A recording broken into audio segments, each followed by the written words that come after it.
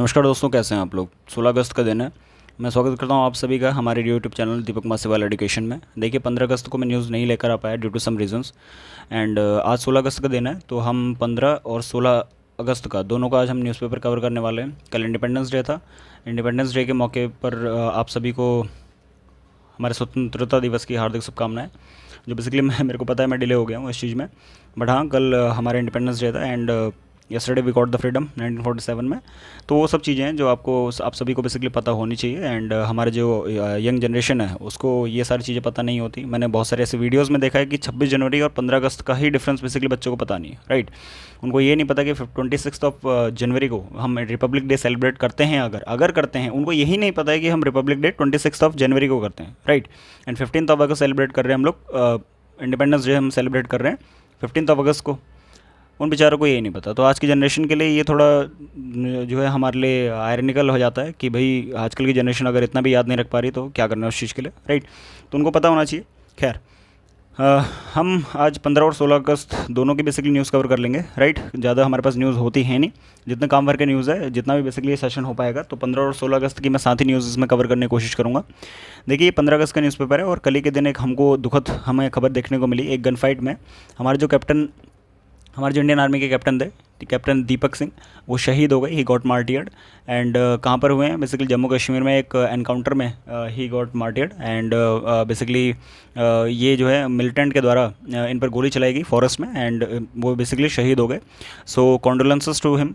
15 अगस्त के दिन इतनी दुखद खबर हमको बेसिकली सुनने को मिली। तो लास्ट 10 अगस्त से बेसिकली हमारे जम्मू कश्मीर में एक तुम्हारा सर्च ऑपरेशन चल रहा था, एंड उसी में रिटेलिएशन में ही गॉट मार्टियर्ड। तो कॉन्डोलेंसेस टू हिम, उनको ईश्वर शांति दे। तो ये एक दुखद खबर थी हमारे देश के लिए 15 अगस्त के दिन ही, कि ऐसा हमारे साथ हुआ, राइट।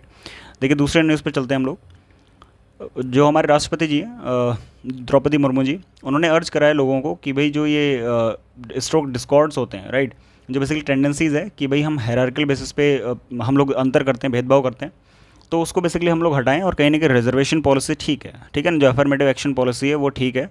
और हायरार्किकल बेसिस पर, जो कास्ट बेस पर हम लोग अंतर करते रहते हैं कि अपर कास्ट लोअर कास्ट करके, उस चीज़ को हम लोग हटाने की कोशिश करें। जितना जल्दी वो हमारी सोसाइटी से हटेगा उतना जल्दी बेसिकली हमारी सोसाइटी आगे बढ़ेगी, और कहीं ना कहीं डेमोक्रेसी के लिए भी वो ठीक है, राइट।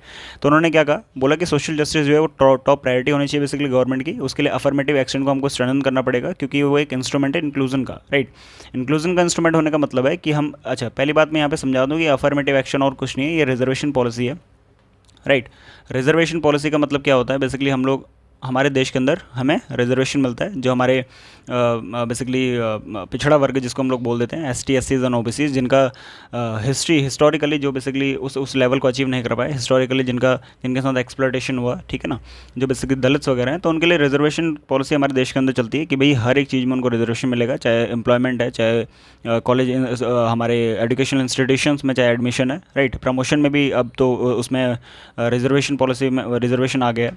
तो इन सब चीज़ों के लिए हमको रिजर्वेशन देना पड़ता है। So that particular reservation is known as affirmative action, कि भाई उस चीज़ को हम लोग लेवल पे लाने के लिए, जो सक्षम है, जिन लोगों के पास अच्छा खासा इनकम का सोर्स है, जो बेसिकली उस लेवल को अचीव कर चुके हैं, उस लेवल पे लाने के लिए हमको एक एक्स्ट्रा पुश देना पड़ेगा। So that is known as affirmative action. तो यही बेसिकली द्रौपदी मुर्मू जी बोल रही है कि सोशल जस्टिस हमारे गवर्नमेंट की, हमारे सरकार की एक टॉप प्रायोरिटी होना चाहिए, जो हमारा सामाजिक न्याय है। और उसके लिए अगर हमको रिजर्वेशन को और स्ट्रेंथन करना पड़े तो हमको उसको करना चाहिए, क्योंकि वो कहीं ना कहीं एक टूल है, एक इंस्ट्रूमेंट है कि हम लोग उनको इंक्लूड कर रहे हैं अपने सोसाइटी के अंदर। सोसाइटी के अंदर इंक्लूड करने का मतलब है कि हम लोग उनको हर एक तरीके से अपने लेवल पर लाने की कोशिश कर रहे हैं, ठीक है ना। तो इस चीज़ का उन्होंने बेसिकली अपने चीज़ में उन्होंने हाईलाइट करते हुए इस चीज़ को बेसिकली बोला कल। एंड उन्होंने अर्ज करा लोगों से कि जो टेंडेंसीज़ है कि हम सोशली जो है हायरार्किकली हम लोग जो जिस तरीके से अंतर करते हैं, भेदभाव करते हैं, जो अपर कास्ट लोअर कास्ट करके, तो उस चीज़ को हमको हटाना चाहिए, ठीक है। ये किसी के मन में ये सारी चीज़ें नहीं होना चाहिए, ठीक। ये इन्होंने बोला कब? 78th हमारे इंडिपेंडेंस डे जो कल था, उसकी इवनिंग में एड्रेस करते हुए नेशन को उन्होंने ये सारी चीज़ें बोली हैं। और ये बेसिकली बोली क्यों? क्योंकि नरेंद्र मोदी गवर्नमेंट ने जब अपना इलेक्शन एजेंडा बेसिकली बताया था, उन्होंने ये भी बोला था कि हम लोग कास्ट बेस्ड सेंसस करवाएंगे, ठीक है ना, ताकि सोशल जस्टिस सबको मिले। तब हो क्या रहा है कि जो इंडिया अलायंस है, जो अपोजिशन में बैठा हुआ है, वो क्या कर रहा है, प्रेशराइज कर रहा है नरेंद्र मोदी जी को कि भाई आपको ऐसा कुछ करना चाहिए, राइट। तो इस चीज़ को एड्रेस करते हुए उन्होंने बोला, और उन्होंने ये भी बोला कि सक्सेसफुल इलेक्शन हुए हमारे लोकसभा के, राइट। हमको पता है कि 2024 में हमारे सक्सेसफुल इलेक्शन हुए थे लोकसभा के, और कहीं ना कहीं उन्होंने ये भी बोला कि ये स्ट्रेंथन करता है, ये इलेक्शन जो सक्सेसफुल हुए हैं ये स्ट्रेंथन करता है कि किस तरीके से हम लोग डेमोक्रेटिक फोर्स, एक बहुत स्ट्रॉन्ग डेमोक्रेसी हम लोग निकल कर सामने आए ऑल ओवर वर्ल्ड में, ठीक है ना। जहाँ पे हमको एग्जाम्पल देखने को मिल रहे हैं कि भाई टूटती हुई डेमोक्रेसीज, लाइक हमारे श्रीलंका में कैसा हुआ हमारे साथ, राइट। हमारा बांग्लादेश अभी रिसेंट हमारे पास एग्जाम्पल है, जो पाकिस्तान है वो रिसेंट हमारे पास एग्जाम्पल है, ठीक है ना। जहाँ पे डेमोक्रेसीज बिल्कुल डगमगा गई हैं, उसी बीच में हम लोग एक डेमोक्रेसी निखर कर सामने आ रहे हैं। फ्री एंड फेयर इलेक्शन हम लोग अगर कंडक्ट करवा रहे हैं, तो बेसिकली जो इंस्ट्रूमेंट है किसका, डेमोक्रेटिक गवर्नमेंट का या डेमोक्रेसी का। तो अल्टीमेटली उस चीज़ को इन्होंने हाईलाइट करते हुए बोला कि हम वर्ल्ड में आइडिया ऑफ डेमोक्रेसी को प्रमोट कर रहे हैं, और ये हमको आइडिया ऑफ डेमोक्रेसी देखने को भी मिल रहा है कि भाई 2024 के जो सक्सेसफुल इलेक्शन हुआ है उसमें, राइट। तो ये सब चीज़ें उन्होंने बोली हैं। उन्होंने ये भी एड्रेस करते अपने एड्रेस में उन्होंने ये भी बोला कि 2021 से 2024 तक की अगर हम बात करते हैं, तो इंडिया जो है वो one among the fastest growing economies था, ठीक है ना। 8% की ग्रोथ रेट रही। 8% की ग्रोथ रेट बेसिकली जो आई है निकल के, वो आरबीआई ने प्रेडिक्ट की थी, ठीक है ना, कि 8% की हमारी जो ग्रोथ रेट हुई है लास्ट ईयर। तो ऐसे भी उन्होंने कुछ बोला कि हम जो है सबसे बड़ी और सबसे तेज बढ़ती हुई अर्थव्यवस्थाओं में से एक है। ऐसे भी उन्होंने अपने लेक्चर में बेसिकली बोला, ठीक है ना, अपने एड्रेस में उन्होंने बोला। और उन्होंने ये बोला कि हम one among the top 3 economies में हम लोग सामने निकल कर आते हैं, राइट। तो परचेजिंग पावर पैरिटी में हम लोग जो है 3rd नंबर पर हैं, ये हम सबको पता है। और उन्होंने ऐसा भी कुछ बोला है कि जो प्रधानमंत्री, जो प्राइम मिनिस्टर्स बेसिकली पैकेज है, उसके अंदर जो 5 एम्प्लॉयमेंट स्कीम्स उन्होंने जब चलाई हैं, 5 जो स्कीम्स उन्होंने चलाई हैं, उनमें से एक स्कीम तुम्हारी डेडिकेटेड एम्प्लॉयमेंट के लिए as well as skill development के लिए, जो बेनिफिट करेगी 4.1 करोड़ यूथ को आने वाले 5 सालों में, ठीक है ना। तो ये सारे हाईलाइट रहे उनके एड्रेस के, उनके बोलने के, ठीक।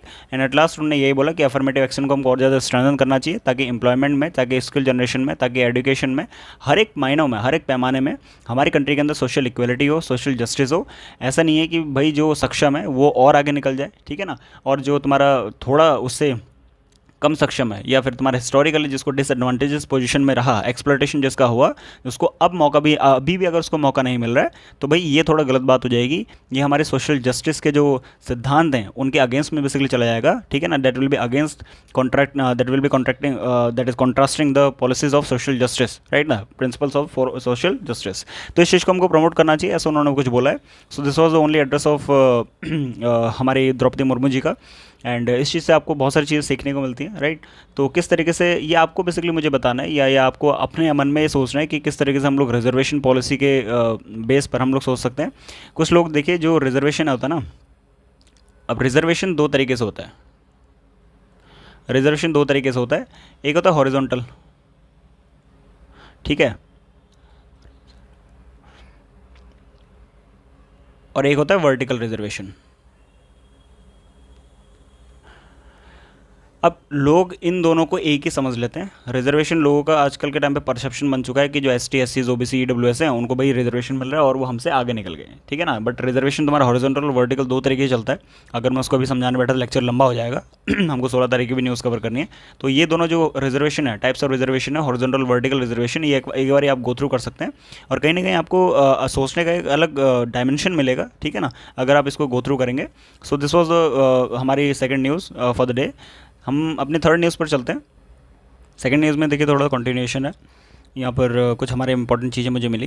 देखिए, तो उन्होंने बेसिकली द्रौपदी मुर्मू जी ने इस चीज़ को हाईलाइट करते हुए कुछ स्पेसिफिक बातें भी कही। उन्होंने ये बोला कि हमारा जो एम है, ठीक है ना, हमारा जो एम है, हमारा जो इनिशिएटिव है कि भाई अगर हम अफर्मेटिव एक्शन पॉलिसी को और ज़्यादा स्ट्रेंथन करते हैं, तो ये क्या करेगा, अपलिफ्ट करेगा जो हमारा मार्जिनलाइज सेक्शन है, ठीक है ना, हमारे जो मार्जिनलाइज ग्रुप के बेसिकली पीपल हैं जो बेसिकली पीछे रह गए हैं। तो उसके लिए जो स्कीम्स हैं, जैसे तुम्हारे प्रधानमंत्री सामाजिक उत्थान एवं रोजगार अधिकृत जन कल्याण, तो PM सूरज जो स्कीम है, जिसका बेसिकली काम क्या है, जिसका मेन एम क्या है, हमारा फाइनेंशियल असिस्टेंट इनको देना है, ठीक है ना, फाइनेंशियल असिस्टेंस इनको देना है, इनको बेसिकली हमको आर्थिक मदद देनी है। दूसरा जो बेसिकली हमारे पास है PM जनमन, ठीक है ना, PM जनमन स्टैंड फॉर प्रधानमंत्री जनजाति आदिवासी न्याय महाअभियान, ठीक। इसका मेन फोकस क्या है कि हमको सोशियो इकोनॉमिक जस्टिस को, सोशियो इकोनॉमिक कंडीशंस को of PVTGs stand for particularly vulnerable tribal group, ठीक है ना। ये PVTGs बेसिकली हमारे कंट्री के अंदर कितने हैं, 75 टोटल PVTGs हैं। हैं, ठीक है ना।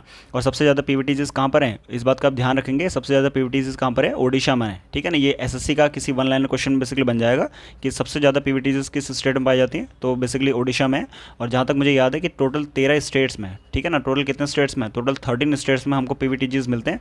पर्टिकुलरली वल्नरेबल ट्राइबल ग्रुप, ये ट्राइबल ग्रुप से ही पिछड़े हुए बेसिकली ग्रुप होते हैं। ये अपनी ट्रेडिशनल जो इनका कल्चर है उसको बहुत थॉरली ये लोग प्रैक्टिस करते हैं, ट्रेडिशनल एग्रीकल्चर को प्रैक्टिस कर रहे होते हैं। तो ये बहुत सारी कंडीशंस हैं जो ministry of tribal affairs basically जारी करती है कि किसी पर्टिकुलर ग्रुप को, ट्राइबल ग्रुप को पीवीटीजी के अंदर रखना है तो किन किन कंडीशंस को उसको फुलफिल करना होता है, राइट। तो ये पीवीटीजीज कितने हैं, टोटल 75 है। हाईएस्ट नंबर पीवीटीजी ओडिशा में मिलते हैं और टोटल 13 स्टेट्स में, टोटल 13 स्टेट्स में हमको पीवीटीजीज देखने को मिलते हैं, राइट। तो बेसिकली ऐसा उन्होंने कुछ बोला कि प्रधानमंत्री जो जनमन योजना है, ठीक है, वो सोशियो इकोनॉमिक कंडीशन को इंप्रूव करना चाहती है। वो तुम्हारा सामाजिक आर्थिक जो स्थिति है किनकी, पीवीटीजीज की, इन ट्राइबल ग्रुप्स की, उसको सुधारना चाहती है, ठीक। नमस्ते स्कीम है जो एलिमिनेट करेगी हमारा मैनुअल स्कैवेंजिंग को। मैनुअल स्कैवेंजिंग का मतलब आपने सुना होगा, अगर आपको नहीं पता तो बता देता हूँ। जैसे हमारे देश के अंदर अगर हम बेसिकली बात करते हैं सीवर होल्स की, ठीक है ना, तो जो बेसिकली हमारे देश के अंदर सीवर होल्स होते हैं, वो जो मैन होल्स होते हैं, तो उसमें क्या करते हैं कि इंसान कोई उतरता है एंड देन उन नालों को, ठीक है ना, उन गटर्स को बेसिकली साफ़ करता है, तो उसको बोलते हैं मैनुअल स्कैवेंजिंग, ठीक। तो हमारे देश के अंदर इसकी वजह से बहुत सारी मौत होती हैं, ये हमको देखने को मिलता है। और एक रिपोर्ट में बेसिकली ये भी बोलती है कि इनमें मोस्ट ऑफ जो लोग होते हैं, ठीक है ना, वो किसी, अगर कास्ट वाइज हम लोग इसको देखने की कोशिश करें तो ये जो लोग हैं ये दलित तुम्हारा समाज को बेसिकली बिलोंग कर रहे हैं, ये तुम्हारा किसी अपर कास्ट को बिलोंग नहीं कर रहे हैं। तो इस बात को भी हमको देखना, यहाँ पर समझना पड़ेगा कि भाई अगर हम लोग हमारा पार्टिसिपेशन की बात करते हैं इन सारे लोअर स्टेटस की या तुम्हारे सोशली और इकोनॉमिकली जो बैकवर्ड क्लासेज हैं, ठीक है, इनकी अगर हम तुम्हारा स्ट्रेटिफिकेशन की बात करते हैं या इनके अपलिफ्टमेंट की अगर हम बात करते हैं तो कहीं ना कहीं मैनुअल स्कैवेंजिंग को भी हमको एलिमिनेट करना पड़ेगा, राइट। तो उसके लिए नमस्ते स्कीम बेसिकली गवर्नमेंट ने चलाई है और इस पर बहुत सारी चीज़ें और भी बेसिकली गवर्नमेंट की है। जैसे ऐसा कुछ मैंडेटरी कर दिया गवर्नमेंट ने कि अब जो है टूल्स की मदद से हमारा क्या होगा, मॉडर्न टूल्स जो हैं, जहाँ तुम्हारे वैक्यूम्स आते हैं बेसिकली, ठीक, उसकी मदद से क्या क्या होगा, इन सब चीज़ों को साफ़ करा जाएगा, ठीक। मैनुअल स्कैवेंजिंग होना नहीं चाहिए। उसके बाद उन्होंने इस चीज़ को भी हाईलाइट करते हुए बोला कि जो जेंडर और क्लाइमेट जस्टिस है, ठीक है, उसको भी उन्होंने एक्नॉलेज करा अपनी स्पीच में। उन्होंने ये सब भी बोला हमारे देश के अंदर बेसिकली जो वुमेन है, ठीक है, सोसाइटी के अंदर उनको इक्वल हमको ट्रीट करना चाहिए या इक्वलिटी उनमें हमको थोड़ा कम देखने को मिलती है, ठीक है, as compare to man. Traditional prejudices उनके अगेंस्ट में अभी भी परसिस्ट करते हैं कि जो महिलाएं हैं उनको बाहर नहीं निकलना चाहिए, महिलाओं को खाली डोमेस्टिक वर्क करना चाहिए। ये जो हमारे जो सामाजिक हमारे दिमाग में बेसिकली ये सारी चीज़ें बैठ गई हैं, तो ये सारी मान्यताओं को भी हमको छोड़ना चाहिए और इसको भी हमको आगे बढ़ना चाहिए, ठीक है। कहीं ना कहीं ये भी हमारे जस्टिस उनके फेवर में हमको देगा, राइट, ऐसा उन्होंने बोला। और इसी को हाईलाइट करते हुए उन्होंने बोला कि हमारे देश में जो वुमेन रिजर्वेशन एक्ट है, ठीक है, जो एक्ट 2022 में सरकार लाना चाह रही थी, अभी बेसिकली पास हो गया 2026 या तुम्हारे नेक्स्ट उससे डिलिमिटेशन कमीशन जब हमारा होगा 2026 में, उसके बाद इसको जारी करा जाएगा, लागू करा जाएगा। तो क्या नाम है उसका, नारी शक्ति वंदन अभियान, राइट। तो इसको हाईलाइट करते हुए बोला कि भाई ये इंश्योर करेगा कि जो रियल एम्पावरमेंट है वुमेन का, ठीक है, महिलाओं का जो असल में सशक्तिकरण होना चाहिए, ठीक है, एम्पावरमेंट उनका होना चाहिए, उनको बेसिकली जो अपलिफ्टमेंट उनको मिलना चाहिए, उसको ये इंश्योर करेगा। कहीं ना कहीं पार्टिसिपेशन ऑफ वुमेन बढ़ा देगा पॉलिटिक्स के अंदर। And I would say not just in the politics but जो हमारे रिप्रेजेंटेशन हो रहा है हमारे लोकसभा में, राज्यसभा में, स्टेट लेजिस्लेचर्स में या दूसरी जगहों पर, वहाँ पर भी इनको क्या करेगा, एक कहीं ना कहीं अपलिफ्ट करने की कोशिश करेगा, इनको पुश करने की कोशिश करेगा, ऐसा द्रौपदी मुर्मू जी का बोलना है, राइट। उन्होंने ये भी बोला कि हमने सक्सेसफुली G20 को बेसिकली कंडक्ट करा, ठीक, एंड किसके लीडरशिप में करा, मोदी जी की लीडरशिप में करा अल्टीमेटली। और उन्होंने रिकॉग्नाइज़ करा जो अन्नदाताज हैं, जो हमारे फार्मर्स हैं, ठीक, उनको उन्होंने बेसिकली अपना सेल्फ रिलायंस में, हमारे देश के जो सेल्फ रिलायंस है, हमारा देश जो आत्मनिर्भर बन पाया उन्हीं की वजह से बेसिकली बन पाया। हमारे देश में इंप्रूवमेंट हो रहा है इंफ्रास्ट्रक्चर में, ठीक, हमारे देश में जो है रोड बन रही है, रेलवेज बन रही है, पोर्ट्स बन रहे हैं, राइट। उन्होंने ये भी बोला कि हम लोग प्रोग्रेस कर रहे हैं साइंस एंड टेक्नोलॉजी में, राइट। उन्होंने ये भी बोला कि बेसिकली हम लोग दूसरे जो सेक्टर्स हैं, गवर्नमेंट का प्रमोशन हमको देखने को मिलता है, गवर्नमेंट प्रमोट करिए सेमीकंडक्टर और आर्टिफिशियल इंटेलिजेंस जैसे चीज़ों को, जो आज के टाइम पे हमारे मॉडर्न डे टेक्नोलॉजी है, ठीक है ना। तो ये सारी चीज़ों को, हमारे जो देश के उपलब्धताएं हैं, हमारे देश के जो बेसिकली चीज़ों को हमने अचीव कराया हुआ है, उन सब चीज़ों को इन्होंने हाईलाइट करते हुए ये सारी अपनी स्पीच दी। उन्होंने ये भी बोला कि अभी हमारे जो पेरिस ओलंपिक हुए थे, ठीक, उनमें हमने बहुत सारे स्पोर्ट्स में बहुत सारे मेडल भी जीते और कहीं ना कहीं बेसिकली इंडिया का वो बेस्ट एफर्ट रहा भी है, राइट। लेकिन हालांकि उतना बेसिकली बेस्ट एफर्ट वो रहा नहीं, क्योंकि हम लोगों ने जब मेडल जीते हुए हैं उनमें मोस्टली हमारे सिल्वर और ब्रॉन्ज मेडल हैं, गोल्ड मेडल लगभग ना के बराबर है, ठीक है ना। बट हाँ ठीक है, उनकी स्पीच में ये सारी चीज़ें देखने को हमको मिली, इस चीज़ को हमको रिकॉग्नाइज़ करना चाहिए, right. So this was the continuation of that news. अपने चलते हैं नेक्स्ट न्यूज़ पर, वो क्या है, देखिए नेक्स्ट न्यूज़ जो बेसिकली हमारी है कि इंडिया होस्ट करने वाला है third voice of global south virtual meeting को, ठीक है ना। अब बेसिकली ग्लोबल साउथ होता क्या है, तो ग्लोबल साउथ हमारा ऐसा ऐसा नहीं है कि ग्लोबल साउथ में कुछ स्पेसिफिक कंट्रीज़ आ रही हैं, राइट। तो मतलब हैं कंट्रीज़ तो हैं, अल्टीमेटली उस चीज़ को हमको ध्यान रखना ही है, बट अल्टीमेटली ग्लोबल साउथ का मतलब देखिए आप मैप से इसको समझ सकते हैं। देखिए इसमें जो है साउथ हेमिस्फेयर की, ये जो बीच में से अगर मैं इसको डिवाइड करना चाहूँ, राइट, तो इसमें जो है साउथ हेमिस्फेयर की कंट्रीज़ हैं, ठीक है ना, यहाँ से यहाँ तक, राइट।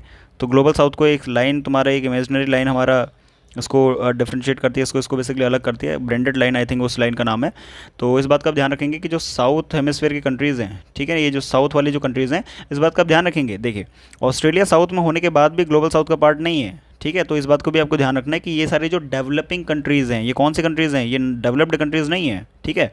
ये सारी कौन सी कंट्रीज़ हैं, डेवलपिंग कंट्रीज़ हैं, ये सारी डेवलपिंग कंट्रीज़ हैं। और इंडिया बेसिकली उनका एक लीडर की तरह बेसिकली देखा जाता है, ठीक है, लीडर की तरह उसको डिस्कवर करा जाता है। तो इस बात का आप ध्यान रखेंगे कि ये एक ऑर्गेनाइजेशन है, जितने सारे डेवलपिंग कंट्रीज़ हैं और हमारे सदर्न हेमिस्फीयर के डेवलपिंग कंट्रीज सारी हैं।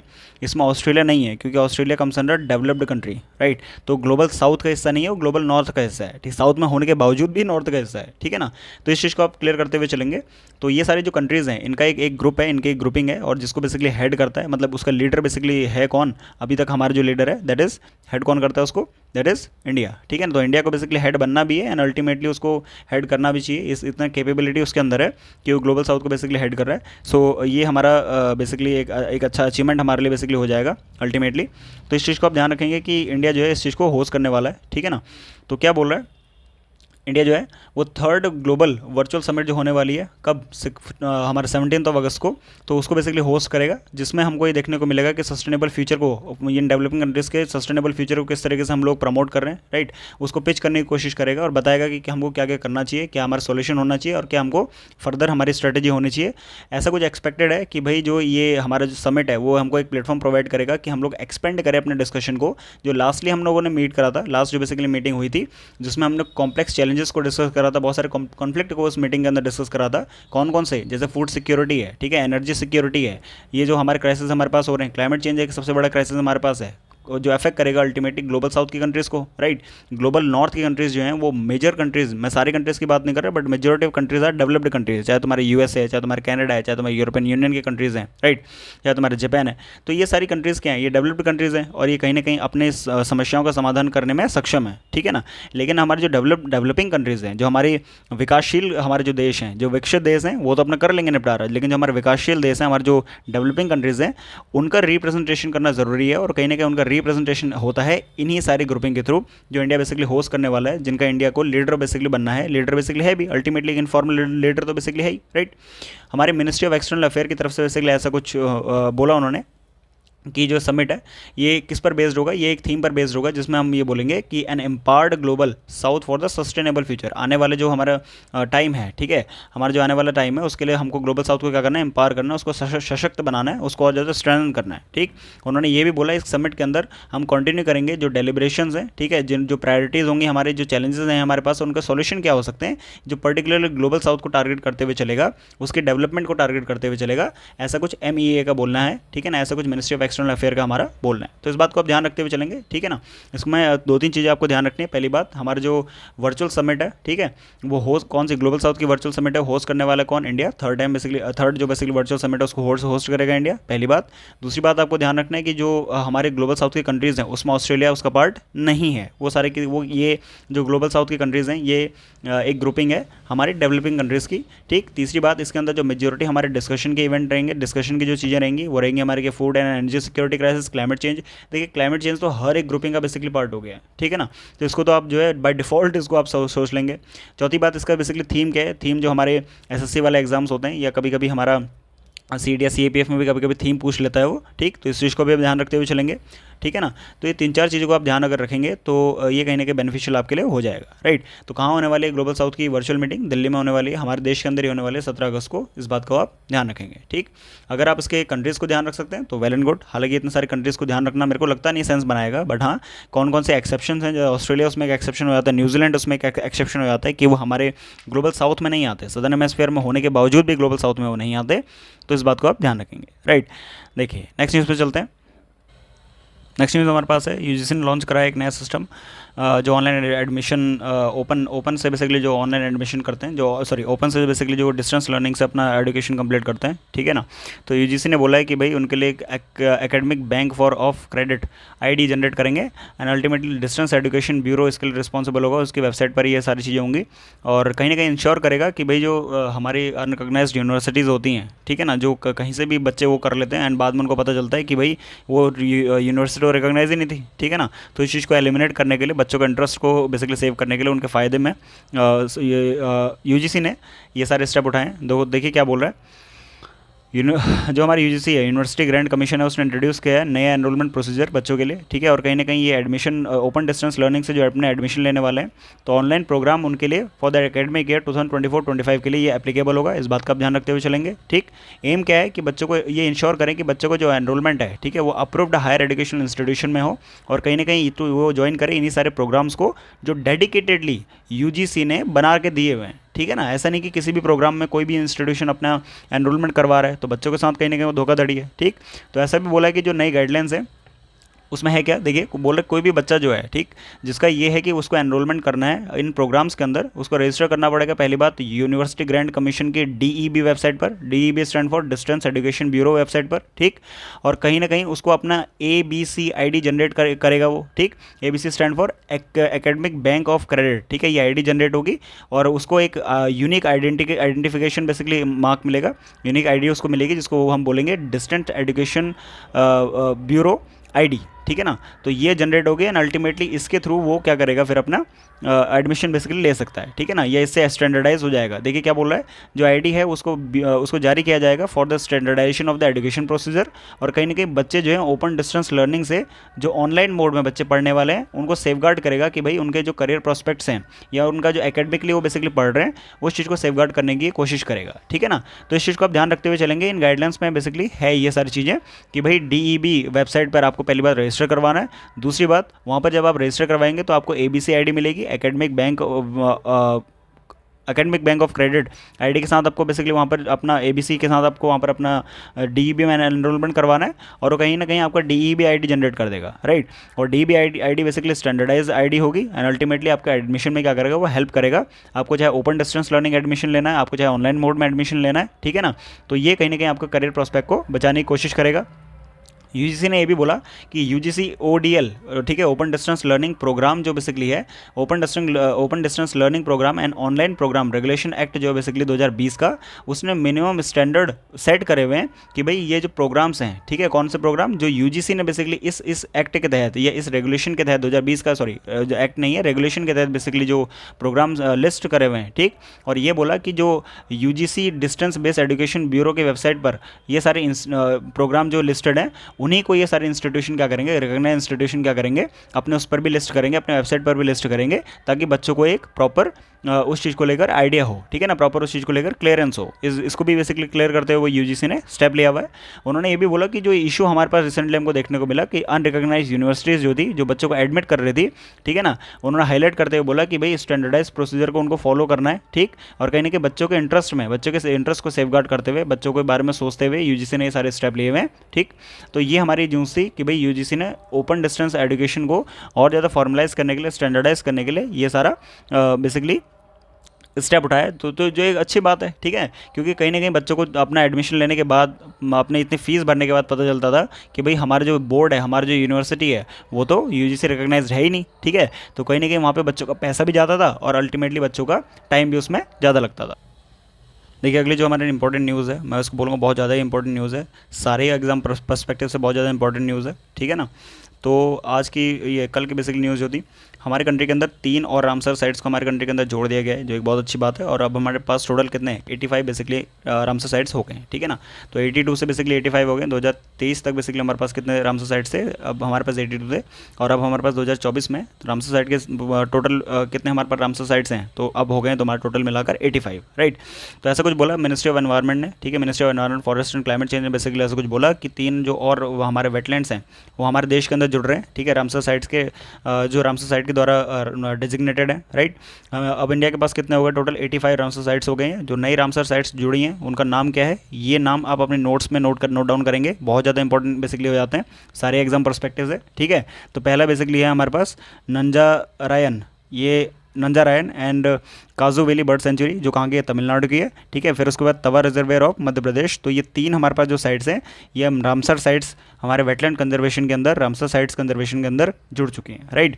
इंडिया की अगर हम बात करते हैं तो इंडिया के पास इंडिया बेसिकली रामसर साइट का एक कॉन्ट्रैक्टिंग पार्टी की तरह बेसिकली हमको देखने को मिलता है, राइट। तो रामसर कन्वेंशन जो हमारा साइन करा था हमने, रामसर कहाँ पर है? रामसर साइट इन ईरान, ठीक है ना। तो 1971 में इसको साइन करा गया था और इंडिया इसका सिग्नेटरी बना।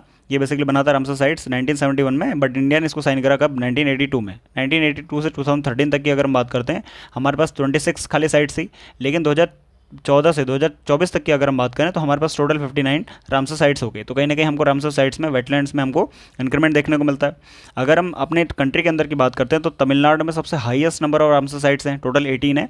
देन उसके बाद सेकंड नंबर पर जो आता है वो आता है उत्तर प्रदेश, जहाँ पर 10 रामसर साइट्स हैं, ठीक है। तो ये भी आप नोट डाउन करेंगे, सबसे highest number of Ramsar sites कहाँ पर हैं? तमिलनाडु पहले नंबर पर आता है और दूसरे नंबर पर जो आता है वो आता है यूपी, ठीक है ना। तो इस चीज़ को नोट डाउन बिल्कुल आप करते हुए चलिए, इसमें देखिए बहुत इंपॉर्टेंट फैक्ट्स हैं, ठीक है ना। तो पहली बात, कौन कौन से बेसिकली हमारे रामसर साइट्स नई बनी है हमारे देश के अंदर, उसको नोट डाउन करेंगे, राइट। और दूसरा बेसिकली आप जो नोट डाउन करने वाले हैं, जो आपको नोट डाउन बेसिकली करना है, पहले तो ये नोट डाउन करना है। दूसरी बात, कौन रामसर साइट्स को हमारी कंट्री के अंदर डेजिग्नेट करता है? ये करता है ministry of environment, forest and climate change, MoSPI, sorry, ministry of environment, forest and climate change, ठीक है ना। MOEFCCC, ये बेसिकली हमारे देश के अंदर इसको जारी करता है। तीसरी बात, अच्छा, हमारे देश के अंदर हमने कब रामसर साइट्स को हम कब बेसिकली रामसर के सिग्नेटरी बने? तो 1982 में बने थे, ठीक। चौथी बात, हमारे देश के अंदर टोटल बेसिकली कितने रामसर साइट हो गए हैं? तो 85 हो गई हैं। पांचवी बात, सबसे हाईएस्ट नंबर रामसर साइट्स कहाँ पाई जा रही हैं? पहले नंबर पर तमिलनाडु, दूसरे नंबर पर कहाँ पर? उत्तर प्रदेश। अभी तक आपको इतना नोट करना है और इसको बिल्कुल आप इसको नोट करते हुए चलेंगे। देखिए उसके बाद क्या बोल रहा है, अगर हम साउथ एशियन कंट्रीज़ की बात करते हैं, ठीक है, तो हमारे कंट्री से ज़्यादा कहीं पे भी इतने रामसर साइट्स बेसिकली हमारे कहीं भी हमको जो हमारे साउथ एशियन कंट्रीज़ हैं वहाँ पर हमको देखने को मिलते नहीं है, ठीक है। इंडिया के पास एक अच्छा खासा जोग्राफिकल ब्रेथ है, ट्रॉपिकल डाइवर्सिटी है, ठीक है, इसलिए रामसर साइट्स हमारे देश में साउथ एशिया की अगर बात करें तो सबसे ज़्यादा हमारे पास ही हैं। अगर छोटी कंट्रीज़ की बात करते हैं, ठीक है, जो हमारे पास स्मॉलेस्ट कंट्रीज़ हैं, जैसे यूनाइटेड किंगडम है, जैसे हमारे पास मैक्सिको है, तो वहाँ पर 142 रामसर साइट्स हैं, ठीक है। इतने छोटी कंट्रीज़ होने के बावजूद भी यहाँ पर इतने हाईएस्ट नंबर ऑफ साइट्स हमको दुनिया में देखने को मिलते हैं।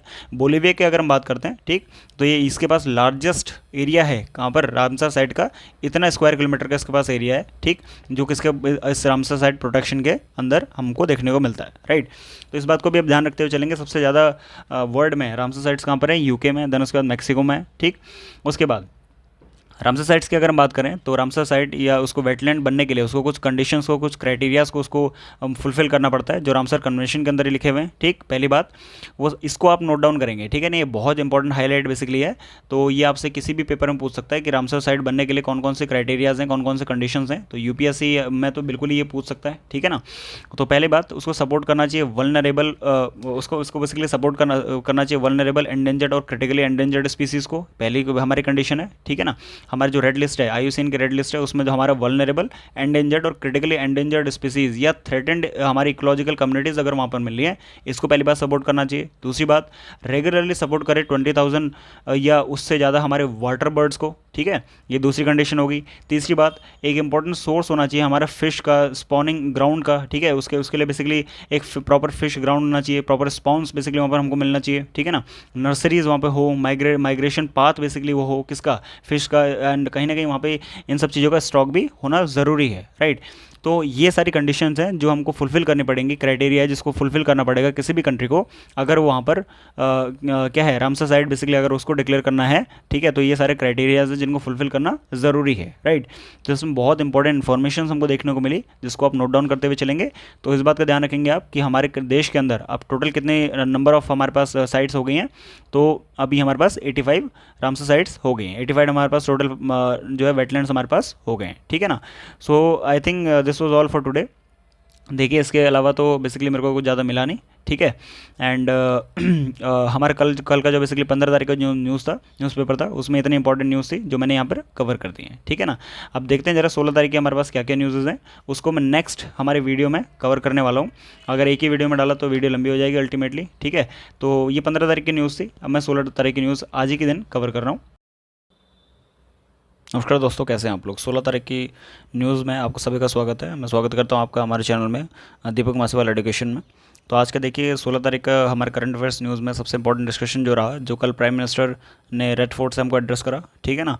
तो उसमें सबसे इंपॉर्टेंट जो डिस्कशन रहा, उन्होंने इस यूनिफॉर्म सिविल कोड की बात करी और बोला कि उसको रीनेम करा, उसको कहीं ना कहीं एक अलग एंगल में लेकर गए। मैं ये अलग एंगल नहीं बोलूँगा, बट हाँ कहीं ना कहीं उसको और ज़्यादा जो है ब्रॉड करते हुए एक ब्रॉड सेंस में उन्होंने बोला कि यूनिफॉर्म सिविल कोड को सेक्युलर सिविल कोड बोलना मतलब ठीक रहेगा, क्योंकि कहीं ना कहीं हमारे सेक्युलरिटी के एंगल को भी वो दिखा रहा है, ठीक है ना। तो अगर हम बात करते हैं हमारे प्राइम मिनिस्टर मोदी जी ने क्या कहा, जो हमारे 11th सक्सेसिव इंडिपेंडेंस डे की स्पीच उन्होंने बेसिकली दी, ठीक, रेड फोर्ट से। तो उन्होंने बोला कि भाई हमको यूनिफॉर्म सिविल कोड को जो है अप्लाई करना चाहिए, ठीक। हमारा एम ये होना चाहिए कि हम सक्सेसफुली उसको जो है यूनिफॉर्म सिविल कोड को अप्लाई करें, जो बीजेपी की हमेशा आइडियोलॉजी रही, ऐसा भी उन्होंने बोला। और उसको बेसिकली रीफ्रेम करा, उसको जो है रीफ्रेम करा that the idea to the secular civil code, ठीक है, ऐसा उन्होंने बोला। और हमारे कॉन्स्टिट्यूशन में बेसिकली जो मेंशन है, अल्टीमेटली ये एक तरीका देगा, ये एक रास्ता हमको देगा कि किस तरीके से हम लोग इक्वलिटी लेकर आ सकते हैं। ये इक्वलिटी बिफोर लॉ के जो हमारे कॉन्सेप्ट है हमारे देश के अंदर, ठीक है, हमारे कॉन्स्टिट्यूशन के अंदर, हमारे फंडामेंटल राइट्स के अंदर, उस चीज़ को हम लोग अप्लाई कर सकते हैं। देखिए यूनिफॉर्म सिविल कोड की अगर हम बात करते हैं तो हमारे जो कॉन्स्टिट्यूशन है उसका आर्टिकल 44, ठीक है ना, आर्टिकल 44 के अंदर हमारे यूनिफॉर्म सिविल कोड का यूसीसी की बेसिकली बात है। और ये आता है कि इसमें हमारे directive principles of state policy के अंदर आता है, इस बात का ध्यान रखेंगे। दूसरे इसमें एक और चीज़ हमारे पास सामने निकल कर आए, that is equality before law. तो दो कॉन्सेप्ट है हमारे देश के अंदर, equality before law and equal protection of laws, ठीक। तो साफ साफ बात है, आर्टिकल 14 के अंदर हमारी दोनों चीज़ें आती हैं, ये दोनों कॉनोटेशंस आते हैं, that is equality before law and equal protection of laws. तो ये दोनों चीज़ों को आप ध्यान रखते हुए चलेंगे। यूनिफॉर्म सिविल कोड कौन सा आर्टिकल के तहत है, article 44 directive principles of state policy में आता है, ठीक है ना, पार्ट 4 में, राइट। एंड अगर हम बात करते हैं हमारा आर्टिकल 14 में हमारा इक्वलिटी बिफोर लॉ और इक्वल प्रोटेक्शन ऑफ लॉज है पार्ट 3 में, and this is the part of fundamental right, ठीक है ना, ये फंडामेंटल राइट का बेसिकली पार्ट हो जाएगा। तो ये इन चीज़ों को भी आप ध्यान रखते हुए चलेंगे। देखिए न्यूज़पेपर से ऐसी सारी चीज़ें निकालनी होती है, उन सब चीज़ों को जानना होता है, और अल्टीमेटली हमारे जो एग्जाम्स हैं उनमें पूछता भी यही है, ठीक है।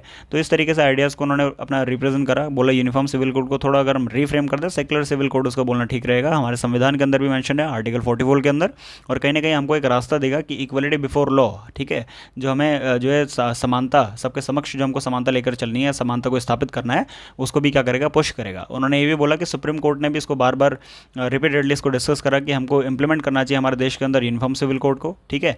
और ये नीड ऑफ द आवर है, ठीक है, ये भी एक ज़रूरत है कि सेक्युलर सिविल कोड को हम लोग फटाफट क्या करें, इंप्लीमेंट करें, ठीक। और इसी तरीके से हम क्या कर पाएंगे, अपने सोसाइटी को डिस्क्रिमिनेशन एलिमिनेट कर पाएंगे, डिस्क्रिमिनेशन फ्री कर पाएंगे, जो कहीं ना कहीं हमको थोड़ा बहुत डिस्क्रिमिनेशन देखने को मिलता है on the based of religion, right. तो ये एक ड्यूटी होगी, और ये हमारी ही ड्यूटी है कि किस तरीके से कॉन्स्टिट्यूशन मेकर जो थे, जिनका बेसिकली आइडियल्स थे इन सब चीज़ों को अप्लाई करने का, और ये हमारी ड्यूटी है कि हम इस चीज़ को क्या करें, फुलफिल करें, ऐसा उन्होंने अपने एड्रेस में कहा, ठीक। ऐसे बहुत सारी चीज़ें उन्होंने बेसिकली कही, तो जो इंपॉर्टेंट चीज़ थी उनके एड्रेस में वो मैंने यहाँ पर डिस्कस कर लिया है। तो आपको इसमें पढ़ना ये है कि पहली बात यूनिफॉर्म सिविल कोड होता क्या है, दूसरी बात थोड़ा बहुत उसको जान लेंगे, दूसरी बात कौन सा आर्टिकल में, that is under article 44 of directive principles of state policy part 4 हमारे कॉन्स्टिट्यूशन का। दूसरी बात इक्वलिटी बिफोर लॉ हमारे सामने आया, तो equality before law and equal protection of laws, ये दो बेसिकली कॉनोटेशंस, ये दो जो चीज़ें हैं ये हमको मिलते हैं फंडामेंटल राइट्स के अंदर पार्ट 3 आर्टिकल 14 के अंदर। तीसरी बात, अगर हम बात करते हैं सुप्रीम कोर्ट ने बार बार यूनिफॉर्म सिविल कोड को बोला हुआ है, तो ये तो आपको ध्यान रखना ही पड़ेगा, ठीक है ना, मल्टीपल जो जजमेंट है उसको याद करने की आपको ज़्यादा ज़रूरत है नहीं। चौथी बात, यूनिफॉर्म सिविल कोड को जल्दी जल्दी हमको अप्लाई करना चाहिए, ऐसा उन्होंने बोला कि हमारे जो रिलीजन बेस्ड डिस्क्रिमिनेशन होते हैं उनको खत्म कर देगा, और कहीं ना कहीं कॉन्स्टिट्यूशन मेकर्स के जो आइडियल्स हैं उनको भी कहीं ना कहीं फुलफिल करेगा, उनके विजन को फुलफिल करेगा, और ये हमारे थ्रू ही हो पाएगा, ठीक है ना। तो ऐसा कुछ उन्होंने अपने स्पीच में बोला। तो जो इंपॉर्टेंट चीज़ें थी मैंने बता दी, हालांकि इसके अलावा भी उन्होंने बहुत सारी चीज़ें बोली। उन्होंने जो है पॉइंट आउट ना करते हुए बेसिकली जो अभी हमारे वेस्ट बंगाल में जो दुर्घटना हमारे साथ हमको देखने को मिली है, ठीक है, जो एक बदसलूकी हमारे देश में, हमारे सोसाइटी में हमको देखने को मिली है, ठीक है, जो बहुत एक गलत चीज़ हुई थी वेस्ट बंगाल में, उसके बारे में भी इन्होंने कहा without pointing towards the state.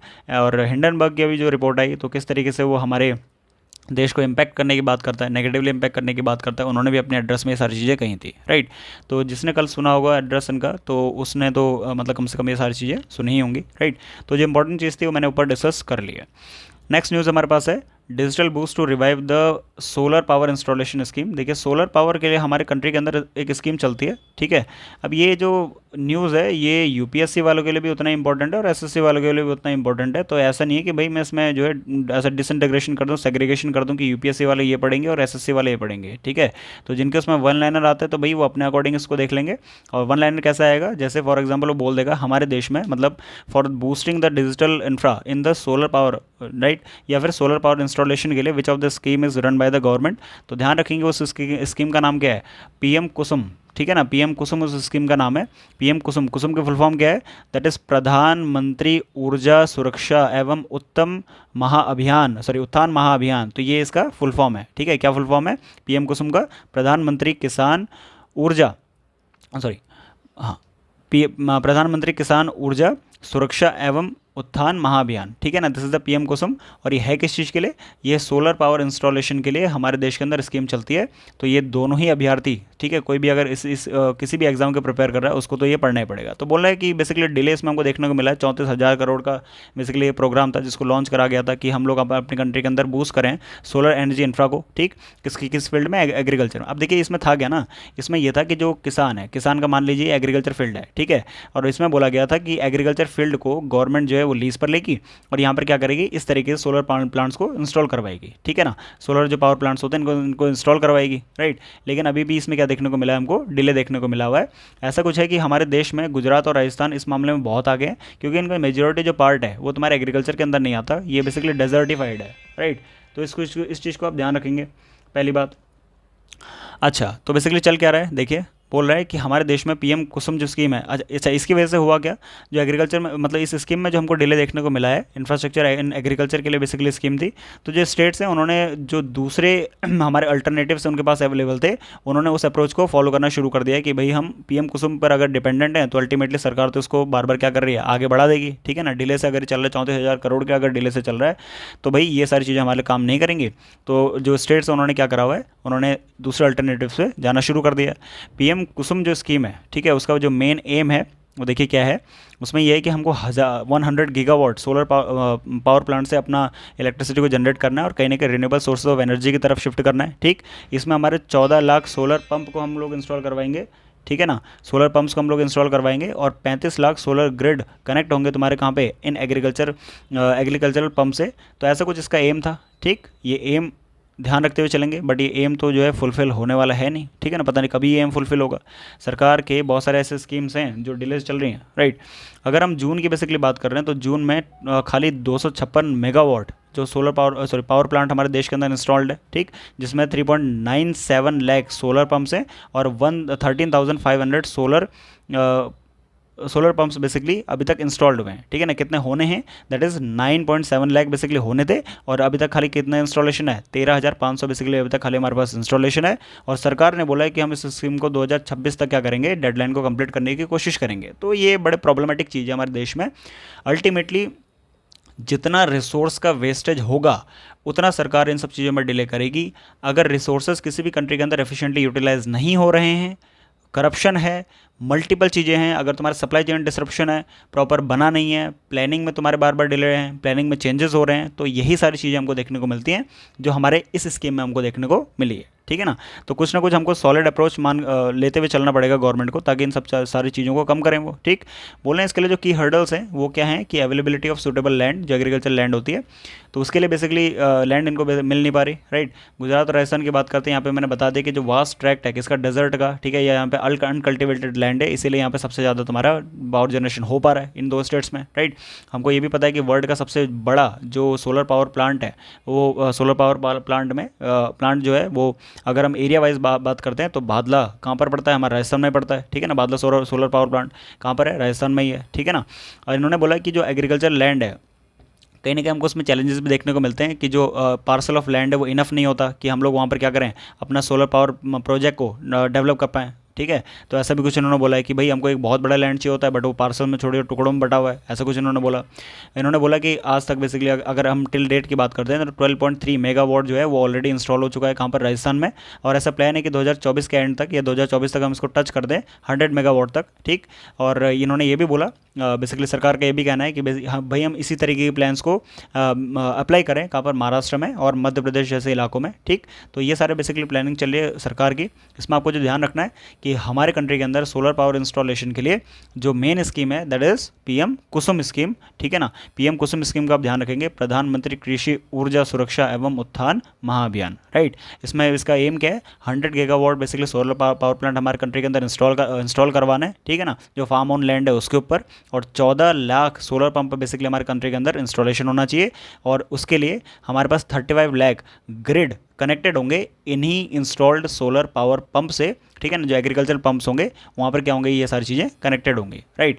तो ये सारी चीज़ें आपको ध्यान रखते हुए चलनी है, सारे स्टैटिस्टिक्स आप नोट करते हुए चलेंगे जो हमारे एग्जाम पर्सपेक्टिव से बहुत ज़्यादा इंपॉर्टेंट हो जाता है, ठीक है ना। चलिए अगली न्यूज़ की तरफ चलते हैं।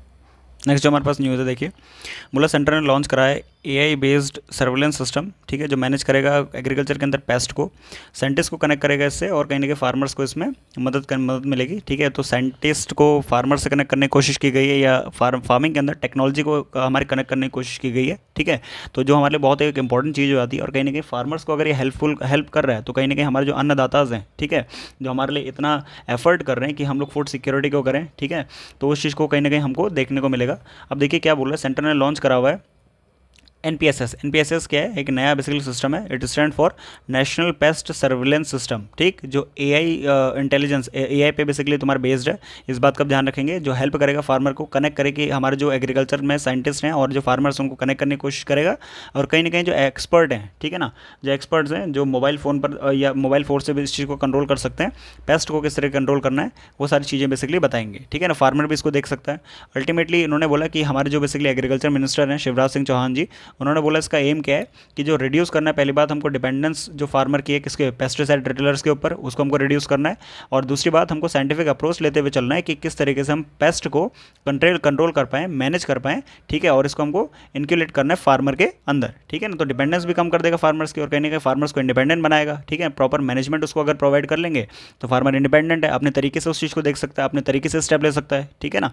उसके बाद जो हमारा एनपीएसएस है, एनपीएसएस फिर से हमारा कौन सा, नेशनल पेस्ट सर्विलेंस सिस्टम, ये क्या करेगा, ये एनालाइज करेगा बेसिकली डाटा को, एआई को यूज़ करके, आर्टिफिशियल इंटेलिजेंस को यूज़ करके, और फार्मर्स और एक्सपर्ट्स को पेस्ट कंट्रोल और उसके मैनेजमेंट का डाटा देगा, और अल्टीमेटली उसका सॉल्यूशन बताएगा, ठीक है। तो अच्छी बात है, हम लोग क्या कर रहे हैं, इंटीग्रेट कर रहे हैं फार्मर्स के, सॉरी, हम लोग इंटीग्रेट कर रहे हैं एग्रीकल्चर में आर्टिफिशियल इंटेलिजेंस को, मॉडर्न टेक्नोलॉजीज़ को, जो हमारे लिए काफ़ी हेल्पफुल है।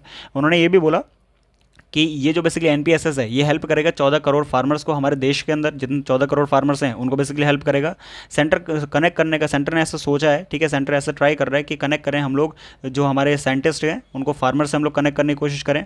अब जो फार्मर है इस सिस्टम के तहत क्या कर पाएगा, फोटो ले पाएगा जो हमारे इन्फेक्टेड क्रॉप्स है उसकी, और जो तुम्हारे इंसेक्ट्स हैं, ठीक, जो बेसिकली हमारे जो अच्छा उनके फ़ोटो ले पाएगा, और कहीं ना कहीं जो ये सिस्टम है, ठीक, अपने फ़ोन में उन सब चीज़ों को देख पाएगा इस सिस्टम के थ्रू, और कहीं ना कहीं साइंटिस्ट और एक्सपर्ट तक ये सारी फोटोज़ अगर पहुंची, मतलब पहुंचाएंगे, अल्टीमेटली उसको उनको सेंड करेंगे, और साइंटिस्ट और एक्सपर्ट इस पर जो भी कॉग्निजेंस होगा, और जो भी बेसिकली रिएक्शन होगा, या फिर जो भी सॉल्यूशन उसका होगा वो ले पाएंगे, ठीक है ना। कैसे होगा, इसी के थ्रू होगा, एनपीएसएस के थ्रू ही होगा, ठीक।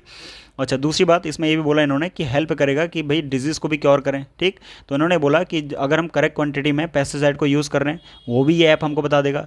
दूसरी बात ये है हमारे लिए जो चैलेंजिंग हैं, ठीक है, हमारे जो चैलेंजेस हैं, कैसे चैलेंजेस कि भाई ये भी एड्रेस कर, अच्छा पहले बात ये चैलेंजेस को कंट्रोल करने में मदद करेगा। चैलेंजेस कौन कौन से हैं, प्रॉब्लम जो आती है हमारे देश के अंदर कि एक्सेसिव पेस्टिसाइड को फार्मर कभी कभी यूज़ कर लेता है, जो डिजीज़ आती है, डिजीज़ होती हैं क्रॉप के अंदर, फार्मर्स को उनके बारे में पता नहीं होता, तो इस टेक्नोलॉजी से उसको पता चलेगा, वो एक्यूरेटली डायग्नोज कर सकता है और ट्रीट कर सकता है कि किस तरीके से कितना बेसिकली पेस्ट उसके अंदर लगा हुआ है, कितना मेरे को पेस्टिसाइड उसको यूज़ करना है, क्या क्वांटिटी उसकी होना चाहिए, क्या उसकी क्वालिटी होना चाहिए, राइट। इसको भी हेल्प करेगा। सॉइल को ट्रीट करने में मदद करेगा कि अगर हम देखिए, अगर हम ज़्यादा फर्टिलाइजर या पेस्टिसाइड डालते हैं तो हमको पता है कि सॉइल में लीचिंग होनी शुरू हो जाती है, सॉइल की जो फर्टिलिटी वो लूज़ होनी शुरू हो जाती है, ठीक है ना। जिसकी वजह से सॉइल की अगर फर्टिलिटी लूज़ हुई तो अल्टीमेटली प्रोडक्शन तुम्हारा कम होना शुरू हो जाएगा, ठीक है। तो ये उसी तरीके से जब ये क्वांटिफाई कर रहा है हर चीज़ को कि कितना पेस्टिसाइड हमको डालना है, कितना नहीं डालना है, किस क्वालिटी का डालना है, तो अल्टीमेटली सॉइल की फर्टिलिटी भी क्या होगी, बनी रहेगी, ठीक है। तो उसको भी ये हेल्प करेगा। उसके बाद इन्होंने बोला कि भाई जो हमारा टेक्नोलॉजी है, ठीक ठीक है, ये स्टेट्स को भी हमने सेंड करी है ताकि वो भी इसको इस प्रोग्राम के तहत बेसिकली आ पाएँ और अल्टीमेटली वो भी इसमें क्या कर पाएँ, अपना इनपुट दे पाएँ। तो ये हमारे पास स्कीम थी। इसमें आपको ध्यान रखने वाली जो चीज़ है वो ये ध्यान रखना है, पहली बात हमारे देश में हमारे देश में फार्मर्स के लिए एक पेस्टिसाइड के लिए हमारे देश में फार्मर कितना पेस्टिसाइड को यूज़ करना चाहिए उसके लिए एनपीएसएस एक स्कीम है, नाम से समझ में आना चाहिए, नेशनल पेस्ट सर्विलेंस स्कीम। दूसरी बात है कि फार्मर और हमारे एग्रीकल्चरलिस्ट को, हमारे जो फार्मर्स हैं और साइंटिस्ट हैं, उन दोनों को कनेक्ट करने की बात कर रहा है। तीसरी बात पेस्टिसाइड को कंट्रोल करना और आर्टिफिशियल इंटेलिजेंस जैसी चीज़ों को, मॉडर्न टेक्नोलॉजी को एग्रीकल्चर में कनेक्ट करना, ये इसका एक मेन एम था, राइट। तो ऐसा कुछ हमको देखने को मिलता है। अपने नेक्स्ट न्यूज़ पर चलते हैं। आज नेक्स्ट न्यूज़ जो देखिए हमारे पास है, एक छोटी सी न्यूज़ है बट बहुत इंपॉर्टेंट न्यूज़ मैं वो इसको बोलूँगा, और कहीं ना कहीं वुमेन एम्पावरमेंट में ये हमको एक नया एंगल देखने को मिलता है, ठीक है, और कहीं ना कहीं वुमेन एम्पावरमेंट को ही ये प्रमोट कर रहा है। देखिए ओडिशा गवर्नमेंट ने क्या करा हुआ है, देखिए कल ही के दिन जो वहाँ के पार्वती परिदा जी हैं, ठीक, तो उन्होंने वहाँ के जो डिप्टी चीफ मिनिस्टर हैं उन्होंने ये बोला कि भाई जो वुमेन है उनको पेड मैशुअल लीव मिलेगी, ठीक है ना।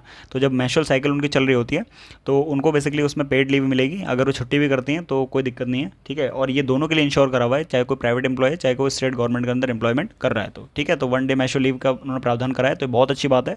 हमारे एग्जाम परस्पेक्टिव से इंपॉर्टेंट ये हो जाता है, एसएससी वाले जो है या जिस भी एग्जाम में हमारा 1 लाइनर आता है उसमें ये बोल देगा कि which of the following state has done the provision for the menstrual leave, तो ध्यान रखिएगा उसमें हमारा आंसर क्या हो जाएगा, ओडिशा ने ऐसा कुछ प्रावधान करा हुआ है, ठीक। हालांकि ये जो लीव होगी उन्होंने साफ साफ बोला कि ऑप्शनल होगी, अगर कोई वुमेन लेना चाह रही है तो वेल एंड गुड, नहीं लेना चाह रही तो उसमें भी कोई दिक्कत नहीं है, बट ऐसा प्रावधान है कि हाँ वो ले सकती हैं, ठीक है ना। उन्होंने ये भी बोला कि जो लीव है वो फर्स्ट या सेकेंड डे ऑफ मैशुअल साइकिल की वो ले सकती हैं, ठीक, और अल्टीमेटली ऑप्शनल होगा, ठीक। और ये हुआ कैसे, इन्होंने बोला कि जो ओडिया गलती जिन्होंने पेड लीव के बारे में बात की थी, कहाँ पर बात की थी इन्होंने, United Nation civil society conference जो हुई थी 2024 में, कहाँ पर, नैरोबी केनिया में, तो वहाँ पर ये बेसिकली मुद्दा उठाया था और उसी मुद्दे को इन्होंने जो है एग्जीक्यूट करने की कोशिश करी है, उसी कॉग्निजेंस में ये लोग लेकर आए और अल्टीमेटली प्रावधान कर दिया किसके लिए, मैशुअल लीव के लिए, ठीक है। तो 1 डे मैशुअल लीव का प्रावधान कहाँ पर हुआ है, ठीक है, एक दिन का जो बेसिकली मैशुअल लीव का जो प्रोविज़न है वो ओडिशा गवर्नमेंट ने इस चीज़ को इंश्योर करा है। तो मैं तो बोलूँगा कि बहुत अच्छा स्टेप है हमारे देश में, पूरे देश में बेसिकली इस तरीके से होना चाहिए कि एक दिन का मैशुअल लीव तो बेसिकली मिलना ही चाहिए लेडीज़ को, कहीं ना कहीं उनको उन सारे पेन से रिलीव देने में थोड़ा बहुत तो बेसिकली हेल्पफुल हो गई, और कहीं ना कहीं ये एक स्टेप है, बेटर स्टेप है for the women empowerment, right.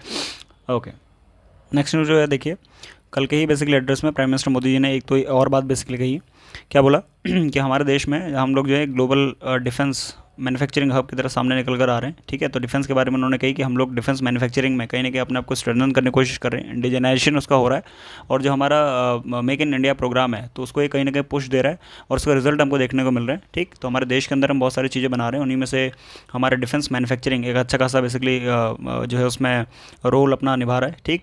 तो उन्होंने बोला कि हमारे देश में अगर हम आत्मनिर्भर भारत की बात करते हैं, सेल्फ रिलायंस की बारे अगर बात करते हैं, ठीक है, मेक इन इंडिया की अगर हम बात करते हैं, तो आत्मनिर्भर भारत में हमको ये देखने को मिलता है कि जो डिफेंस है, ठीक है, वो इमर्ज हो रहा है, कहीं ना हम लोग इमर्ज हो रहे हैं डिफेंस के फील्ड में, कहीं ना कहीं ग्लोबल मैन्युफैक्चरिंग हब की तरफ, कि हमारे देश के अंदर बहुत सारे डिफेंस इक्विपमेंट्स बनने शुरू हो गए हैं, ठीक है। उन्होंने ये बोला कि हमारे जो डिफेंस एक्सपोर्ट हैं वो हाईएस्ट रिकॉर्ड करे गए हैं, तो वो कितने के 21,083 करोड़ के बेसिकली इनको रिकॉर्ड करा गया 2023-24 में, ठीक है। हमारा लास्ट ईयर का जो बेसिकली लास्ट ईयर जो हमारा रहा, और बोला 32% बेसिकली ये जंप हमको देखने को मिला है, इंक्रीज हमको देखने को मिला है 2022-23 की अगर हम बात करते हैं तो, ठीक है। तो ये बहुत अच्छी बात है कि 32.5% हमने जो है इंक्रीज़ करा हुआ है अपने डिफेंस मैन्युफैक्चरिंग को, अपने डिफेंस एक्सपोर्ट को, और 2022-23 के कंपैरिजन में 2023-24 में, ठीक है ना। तो एक अच्छी बात है, हम लोग अपना सेल्फ रिलायंस को अपना मजबूत कर रहे हैं, तो कहीं ना कहीं दूसरों पर हमको डिपेंड नहीं रहना पड़ेगा, ठीक है ना। अपना ही बेसिकली वेलनेस हमारी स्ट्रॉन्ग होगी, अपने ही इकॉनमी हमारी बूस्ट होगी, ठीक। इस चीज़ को समझते हुए चलेंगे। उन्होंने बोला कि उन्होंने बहुत सारी जो स्टेप्स हैं डिफेंस मिनिस्ट्री के द्वारा जो लिए गए हैं उनको रेफर करा। उन्होंने बोला कि डिफेंस मिनिस्ट्री के द्वारा नोटिफिकेशन जारी करा गया था कि हमारे पॉजिटिव इंडिजनेशन लिस्ट होना चाहिए, ठीक है। तो इसमें 5,600 ऐसे आइटम्स को उन्होंने इंक्लूड करा जो इंडियन इंडस्ट्रीज़ के द्वारा एक पर्टिकुलर टाइमलाइन पर बेसिकली बनाए जाएंगे, और जो बनाए भी गए, और अल्टीमेटली उससे क्या करा, हमने अपना डिफेंस एक्सपोर्ट को स्ट्रॉन्ग करा, ठीक। उन्होंने ये भी बोला कि हमारे देश के अंदर जो डिफेंस है, ठीक है, डिफेंस एक्सपोर्ट है, उसने एक बहुत बड़ा जंप दिखाया है। उन्होंने बोला कि 2023-24 का अगर हम फर्स्ट क्वार्टर की बात करते हैं हैं तो उसमें हमको एक बहुत बड़ा जंप देखने को मिला हुआ है। डिफेंस इक्विपमेंट जो 6,915 करोड़ के हमने एक्सपोर्ट करें कब, फर्स्ट क्वार्टर ऑफ 2024-25 में, ठीक है, जो हमको 78% इंक्रीज देखने को मिलता है अगर हम इसको लास्ट ईयर से कंपेयर करें तो, ठीक है ना। तो कितना, 6,915 करोड़ हमने फर्स्ट क्वार्टर कब से कब तक, अप्रैल मई जून में हमने अपना एक्सपोर्ट करा हुआ है डिफेंस का। अगर हम इसको लास्ट ईयर के फर्स्ट क्वार्टर से कंपेयर करें तो मतलब क्या है, 2024-25 का, इस साल का फर्स्ट क्वार्टर ये है। और अगर हम 2022-23 के फर्स्ट क्वार्टर की, मतलब 2022-23 में जो हमने अप्रैल मई और जून में अपना डिफेंस एक्सपोर्ट करा था, उससे अगर हम इसको कंपेयर करें तो 78% का क्या दिखता है हमको, इंक्रीमेंट देखने को मिलता है, ठीक है। कितना परसेंट का, 78% का हमको इंक्रीमेंट देखने को मिलता है डिफेंस एक्सपोर्ट में। तो एक बहुत अच्छी बात है, ठीक है ना। हम लोगों के लिए एक बहुत जो है गर्व की बात है कि हम लोग भाई कहाँ पहले, अब हम लोग जो है बाहर के देशों से अपने इक्विपमेंट खरीदते थे, हम लोग जो है एक नेट इंपोर्टर हुआ करते थे, और कहीं ना कहीं अब हम लोग एक नेट एक्सपोर्टर बनने के जो है लाइन पर हम लोग चल पड़े हैं। तो इन्होंने बोला कि 2023-24 में जो हमारा डिफेंस एक्सपोर्ट रहा, हमने जो इक्विपमेंट को एक्सपोर्ट करा वो 6,915 करोड़ का रहा, और जो हमने लास्ट ईयर बेसिकली एक्सपोर्ट करा था सेम क्वार्टर में, वो हमने करा था 3,885 करोड़ का, ठीक है। तो अच्छी बात है, 78% हमको क्या देखने को मिला है, बूस्ट देखने को मिला है, जंप देखने को मिला है, बहुत अच्छी बात है, ठीक। उन्होंने ये भी हाईलाइट करते हुए बोला कि विमेन का जो रोल है हर एक सेक्टर में बेसिकली वो बढ़ना चाहिए, और बढ़ भी रहा है, हमको देखने को मिलता है, ठीक है ना। जो विमेन है उनको नारी शक्ति बेसिकली इन्होंने बोला, रेफर करा, और हमारे देश के लिए नारी शक्ति अभियान बेसिकली हमारे देश में चलता है, हर एक फील्ड में उनको बढ़ाने की कोशिश की गई है, ठीक। उन्होंने ये बोला कि जो विमेन है वो कहीं ना कहीं अपने रोल बेसिकली अच्छे से निभा रही है हमारे देश को प्रोग्रेस, हमारे नेशन को प्रोग्रेस करने में, ठीक। और एक लीडरशिप के रोल में हमको देखने को मिलती है, चाहे वो तुम्हारा आर्मी है, चाहे वो नेवी है, चाहे वो एयरफोर्स है, चाहे वो स्पेस सेक्टर है, ठीक है। तो विमेन एम्पावरमेंट या विमेन पार्टिसिपेशन के बारे में भी इन्होंने अपने स्पीच में बहुत सारी चीज़ें को हाईलाइट किया, ठीक है। तो ये कुछ डिफेंस हमारे पास न्यूज़ थी। इसमें जो स्टैटिक पॉइंट है उन सब चीज़ों को आप नोट डाउन करते हुए चलेंगे, और कहीं ना कहीं हमारे एग्जाम पर्सपेक्टिव से वो इंपॉर्टेंट हो जाते हैं वो सारे स्टैटिस्टिक्स, ठीक है ना। अदरवाइज भी अगर जनरल नॉलेज के लिए भी आप सोचते हैं इस चीज़ को, तो वो सारी चीज़ें क्या हो जाती है, हमारे लिए इंपॉर्टेंट हो जाती हैं, राइट। लेकिन नेक्स्ट न्यूज़ जो हमारे पास है, तो ये एक थोड़ा दुखद न्यूज़ है, थोड़ा डरावनी न्यूज़ भी मैं इसको बोलूँगा, कि हमारे पास जो है कोविड का एक नया वेरिएंट हमको देखने को मिला हुआ है, ठीक है। उसका एक आगमन हो रहा है, रिसर्जेंस हो रहा है, वापस से उसका उद्भव हो रहा है। तो देखिए क्या बोल रहा है, इसमें आपको ज़्यादा ध्यान रखने की ज़रूरत नहीं है, ठीक है। ये मैं एक जनरल पर्सपेक्टिव से बता रहा हूँ कि हमारे पास जो नया स्ट्रेन हमको देखने को मिला हुआ है, ऐसा हमारे हेल्थ मिनिस्ट्री ने बोला हुआ है, ठीक है।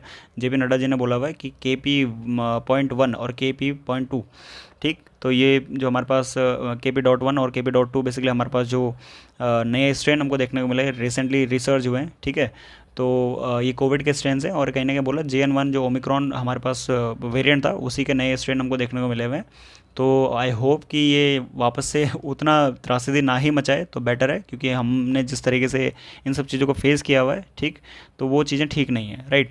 इसमें बाकी ज़्यादा कुछ पढ़ने की ज़रूरत है नहीं, क्योंकि ये हमारे लिए एक चिंताजनक जो न्यूज़ है, हमने इसी में इसको देख लिया है। तो KP.1 और KP.1 KP.2 ये जो दो नए वेरिएंट हैं, ये किसके नए वेरिएंट हैं, JN.1 ओमिक्रॉन का जो हमारा बेसिकली वेरिएंट था, उसी के नए वेरिएंट हमको देखने को मिले हुए।